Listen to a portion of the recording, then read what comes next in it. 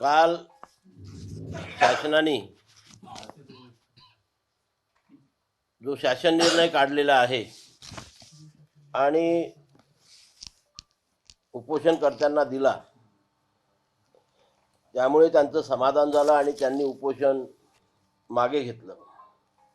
पण जेव्हा हा शासन निर्णय आमच्या हाती पडला तेव्हा आम्ही आमच्या राष्ट्रीय ओबीसी महासंघाच्या पदाधिकाऱ्यांसोबत आणि तज्ज्ञांसोबत प्रदीर्घ चर्चा केली, त्याचं वाचनसुद्धा केलं आणि त्या शासन निर्णयामध्ये जे दिलेलं आहे ते मी 2 सेकंदात आपल्याला वाचून दाखवतो की हैदराबाद गॅजेटियरमधील नोंदी विचारात घेऊन मराठा समाजाच्या पात्र व्यक्तींना कुणबी, मराठा कुणबी किंवा कुणबी मराठा म्हणजे या तिन्ही जाती ओबीसीमध्ये येतात, जातीचे प्रमाणपत्र मिळण्यासाठी चौकशी करून आता isakal.com आहे देशातील नंबर 1 ची मराठी न्यूज वेबसाईट. प्रत्येक अपडेटसाठी isakal.com ला नक्की भेट द्या. सक्षम प्राधिकाऱ्यास सहाय्य करण्याच्या दृष्टीने अहवाल देण्यासाठी गाव पातळीवर खालीलप्रमाणे समिती गठीत करण्यात येत आहे. म्हणजे इश्यू करणारा अधिकारी म्हणजे तहसीलदार किंवा SDO त्यांना मदत करण्यासाठी ह्या 3 लोकांची समिती बनवली. ग्राम महसूल अधिकारी, ग्रामपंचायत अधिकारी आणि सहाय्यक कृषी अधिकारी. बरं, मराठा समाजातील भूधारक तसेच भूमिहीन, शेतमजूर किंवा बटेने शेती करत असलेल्या व्यक्तींकडे शेत जमिनीची मालकी असल्याचा पुरावा नसल्यास त्यांनी दिनांक 13/10/67 पूर्वी ते किंवा त्यांचे पूर्वज, म्हणजे जे वंशावळीमध्ये मी नेहमी शब्द वापरत असतो, वडील, आजोबा, पंजोबा किंवा खापर पंजोबा, हे म्हणजे पूर्वज, संबंधित स्थानिक क्षेत्रामध्ये राहत असल्याबाबतचा प्रतिज्ञापत्र सादर करावे. या प्रतिज्ञापत्राच्या आधारे दिलेल्या आनुषंगिक पुराव्याचे सक्षम प्राधिकारी यांनी स्थानिक चौकशी करून खातरजमा करावी. अशा स्थानिक चौकशीमध्ये संबंधित जातीचा, आता पुढचं बघा, दावा करणाऱ्या व्यक्तीचे गावातील, कुळातील, आता कुळ म्हणजे आपल्या सर्वांना माहीत आहे की वडील, आजोबा, पंजोबा, खापर पंजोबा याला आपण कुळ म्हणत असतो. नातेसंबंधातील, आता नातेसंबंधातील जो शब्द आहे याच्यावरती हा जो GR आहे हा जात प्रमाणपत्र किंवा त्याची वैधता तपासण्याच्या बाबतीमध्ये आहे. आणि या संबंधात सरकारचे जे काही यापूर्वीचे कागद आहेत, 2000चा अधिनियम आहे, 2012चा अधिनियम आहे, 2024चा अधिनियम आहे, या सर्व अधिनियमामध्ये नातेसंबंध म्हणजे वडिलोपार्जित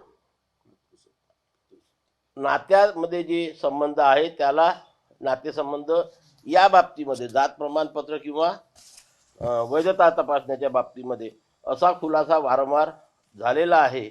नातेसंबंधातील व्यक्तींना कुणबी जातीचे प्रमाणपत्र मिळाले असल्यास, म्हणजे कुळातील जेवढे काही आहेत, चुलत भाऊ आहे, आणखी ते हे आहे, वडिलोपार्जित पद्धतीने ज्याला आपण आपले नातेसंबंध म्हणतो, त्या नात्यापैकी कुणाकडे तरी कुणब्याचं प्रमाणपत्र असेल तर काय, कुणबी प्रमाणपत्र असल्यास व दावा करणारा व्यक्ती हा त्यांच्या नातेसंबंधातील कुळातील असून कुणबी असल्याचे प्रतिज्ञापत्र देण्यास ते तयार असल्यास, म्हणजे जे नातेवाईक आहे त्यांनी सुद्धा ते प्रतिज्ञापत्र द्यायचं आहे की ही व्यक्ती आमच्या कुळातीलच आहे आणि आमचा नातेवाईक आहे ना, आमच्याकडेही कुणबी प्रमाणपत्र आहे, असल्या प्रकारचं प्रतिज्ञापत्र तो देण्यास तयार असल्यास तसे प्रतिज्ञापत्र घेऊन उपरोक्त नमूद गाव पातळीवरील स्थानिक समिती, वंशावळ समितीच्या सहाय्याने, पुन्हा इथे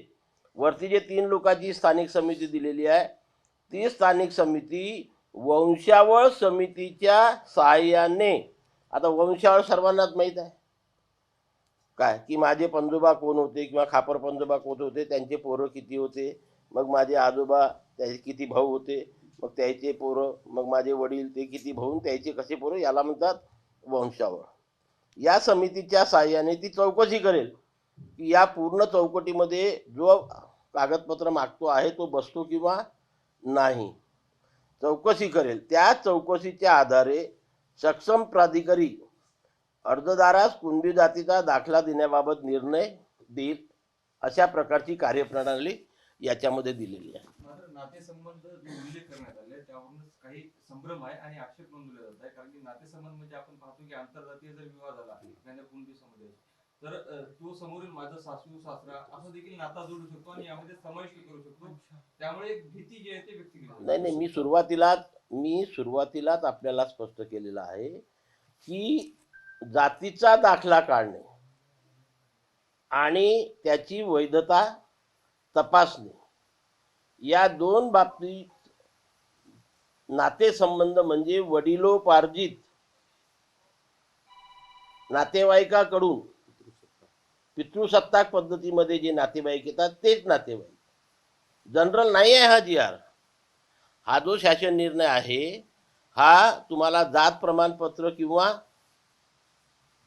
जातीची वैधता तपासण्याकरता आणि याच्याकरता याच्यामध्ये सुरुवातीला त्यांनी काय म्हटलं आहे, संदर्भाधीन वाचा क्रमांक 1 वर 3 याच्या पूर्वी जे 2000 आणि 2012चा अधिनियम निघाला आहे त्याच्या आधारे आता हा 2000चा अधिनियम माझ्याकडे आहे, 2012चा अधिनियम माझ्याकडे आहे आणि 2024चा अधिनियम. याच्यामध्ये प्रत्येक ठिकाणी वडिलोपार्जितच म्हटलेलं आहे. वडील, आजोबा, पंजोबा, खापर पंजोबा या जे काही नाते असतात त्याच्यामध्ये तुम्ही बसत असाल तर तो आताचाच नियम आहे ना. आणि म्हणून इथे त्यांनी त्याचा संदर्भ टाकलेला आहे. संदर्भ 1 व 3 आणि वरती जुलैचा पण दिलेला आहे की त्याच्या पडताळीचे विनियोग 2024 अन्वये अधिसूचना प्रसिद्ध करण्यात आलेली आहे. सर हा एक मुद्दा आहे, पण तुम्ही या सगळ्या निर्णयापासून समाधानी आहे का की तुमचा विरोध आहे या सगळ्या? नाही, नक्कीच. हे पहा, आम्ही समाधानी आहो. ओबीसी समाजाचं इथं कुठेही नुकसान झालेलं नाही. याच्याकरता की जी प्रचलित पद्धत आहे त्या पद्धतीमध्ये जाऊनच त्याला जात प्रमाणपत्र घ्यायचं आहे.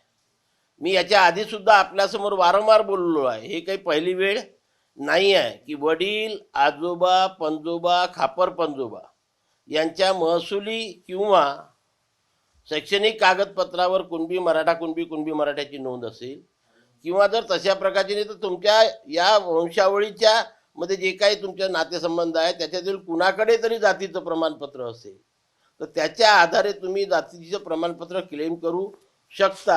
हे 2000 आणि 2012 सुद्धा दिलेलं आहे. आणि तिथे यांनी आता या जो GR निघाला याच्यामध्ये सुद्धा तो शब्दप्रयोग आहे की वंशावळीतील नातेसंबंधातील कुणाकडे तरी कुणबी जातीचं प्रमाणपत्र असेल तरच तुम्ही अर्ज करू शकता. मातृसत्ताक पद्धतीच्या नातेसंबंधाचा कुठेही उल्लेख नाही.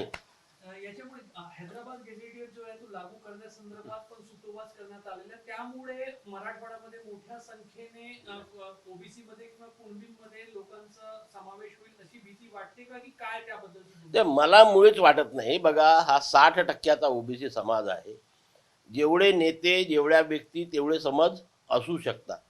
प्रत्येकाचा आपापला अभ्यास वेगवेगळा असू शकतो, शंका कुशंका असू शकतात. पण मी आतापर्यंत जो अभ्यास केला त्याच्यावरनं आम्ही जो निष्कर्ष काढलेला आहे की कुठलंही नुकसान झालेलं नाही. तरीसुद्धा आम्ही पुन्हा आज दिवसभर आणि संध्याकाळी सुद्धा विविध कायदेतज्ञांचा सल्ला घेणार आहोत आणि आमचं उपोषण सुरूच राहणार आहे.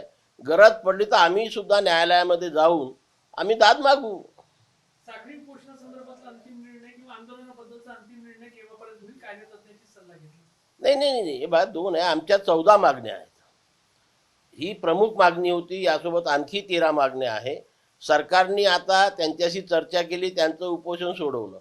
आमच्याशी सुद्धा आमच्या सर्व मागण्यांवर सरकारने चर्चा करावी, त्याच्यावरती तोडगा काढावा आणि त्या तोडग्यातनं जर आम्ही समाधान झालं तर आम्ही आमचं उपोषण मागे घेऊ. अन्यथा आमचं हे जे आंदोलन आहे, साखळी उपोषण आहे, हे सरकारशी चर्चा होईपर्यंत आणि त्याच्यावर आमचं समाधान होईपर्यंत सुरू राहणार आहे. सर, तुम्ही सरकारकडून पुन्हा एकदा लिखित स्वरूपात तुम्हाला हे पाहिजे आहे का की तुमचं आरक्षण अबाधित राहील जे गेल्या वेळी लिहून दिलं होतं तुम्हाला? नक्कीच मी तर वारंवार बोललेलो आहो. आम्ही त्याच्यावरती ठाम आहोत की यापूर्वी सरकारने जे आम्हाला लिहून दिलेलं आहे त्याच्यावरती पुन्हा एकदा सरकारने शिक्कामोर्तब करावं आणि आमचं समाधान करावं. तर यामध्ये मग ज्या पद्धतीनं आता छगन भुजबळ यांनी सुद्धा एक भूमिका घेतली आहे का हे जे शासन निर्णय काढले आम्ही त्याच्या विरोधात कोर्टात जाऊ, तसेच त्यांचा नेमका काय शंका आहे जी तुम्हाला नाही आहे त्यांना वेगळी पडलेली आहे असं काही वाटतंय का? आणि तसंच ओबीसी समाज वेगवेगळ्या ठिकाणी पुण्यात बैठक घेतात, वेगवेगळ्या ठिकाणी अजून काय? नाही, मी काय म्हटलं तुम्हाला, हे बघा की जेवढ्या संघटना तेवढे मतांतरे असू शकतात. काय आम्ही सुद्धा याचा पुन्हा डिटेल अभ्यास करून आम्ही आमचं आंदोलन मागे नाही घेत आहे ना. काय एका दिवसामध्ये 2 तासामध्ये अभ्यास होत पण नाही. आम्ही सुद्धा आज दिवसभर आमच्याकडे आहे, पुन्हा पुढचे दिवस आमच्याकडे आहे. आम्ही आणखी कायदेतज्ञाचा सल्ला घेऊ आणि गरज पडली तर आम्ही हे आंदोलन सुद्धा पुढे नेऊ किंवा कोर्टामध्ये सुद्धा जाऊ. तो मार्ग आमच्याकरता मोकळा आहे. पण एकदमच याच्यामुळे आमच्या समाजाचं नुकसान करून समाजाला दहशतीमध्ये टाकण्याचं काम मी करू शकत नाही. काय कारण मी समाजाच्या हिताचं काम करत असतो. मी एवढं तुम्हाला वाचून दाखवलेलं आहे. याच्यामध्ये माझ्या मते तरी वडिलोपार्जित नातेसंबंध सोडून इतर नातेसंबंधाचा विचार होणार नाही. कारण नातेसंबंधाच्या संबंधात यापूर्वी 2000 आणि 2012 2024चा जो अधिनियम आहे त्याच्यामध्ये क्लिअर कट भाषा दिलेली आहे, परिभाषा केलेली. या बाबतीत तुमच्या मनात संभ्रम नाही आहे. तुम्ही स्पष्ट आहे की नातेसंबंध याचा अर्थ वडिलोपार्जितच आहे. या सगळ्या बाबतीतही सरकारने आपली भूमिका स्पष्ट करावी. नक्कीच करावीच लागेल ना. यापूर्वी आहे इथे सुद्धा आम्ही सुद्धा सरकारशी जेव्हा चर्चा करू तेव्हा इथे वडिलोपार्जित नातेसंबंधाचा उल्लेख करावा, समावेश करावा ही मागणी आम्ही सरकारकडे करणार आहोत. पण कुठेतरी हैदराबाद गॅजेट आणि सातारा गॅजेट हे जर लागू झालं तर त्याच्यामुळे परिणाम पडू शकतो असं काही लोकांचं म्हणणं आहे. अहो लागू कसं होईल? आपोआप लागू होऊन राहिले का? हे बा याच्यामध्ये महत्वाची गोष्ट आपण लोक समजून घ्या की हैदराबाद गॅजेटमध्ये जे मराठा आहेत त्यांना सरसकट कुणबी प्रमाणपत्र द्या असं कुठं म्हटलं आहे का? ज्या शब्दावरती आमचा 2 वर्षापूर्वी आणि आता सुद्धा सातत्याने हे होता, प्रेशर होतं की कुठल्याही परिस्थितीत सरसकट कुणबी प्रमाणपत्र देता कामा नाही. सरसकट कुठेही म्हटलेलं नाही. जे काही त्यांना प्रमाणपत्र घ्यायचं आहे, जी याच्यापूर्वी या सरकारने प्रोसिजर पद्धत ठरवून दिलेली आहे त्या पद्धतीप्रमाणेच जायचं. आणि याच्यामध्ये सुद्धा उल्लेख केलेला आहे की वंशावळीतील नातेसंबंधापैकी कुणाकडे तरी कुणबी प्रमाणपत्र असेल तरच तो अर्ज करू शकतो. मी आहे, माझे सर्व काका आहेत, माझे सर्व हे पूर्वीचे नातेवाईक आहे, चुलत भाऊ आहे, हे जे ज्याला आपण वडिलोपार्जित नातेवाईक त्यांच्यापैकी कुणाकडे असेल तरच तो अर्ज करू शकेल. मी मराठा आणि मला आता कुणब्याचं प्रमाणपत्र द्या या GR च्या आधारे ते चालणार नाही. आणि याच्यानुसार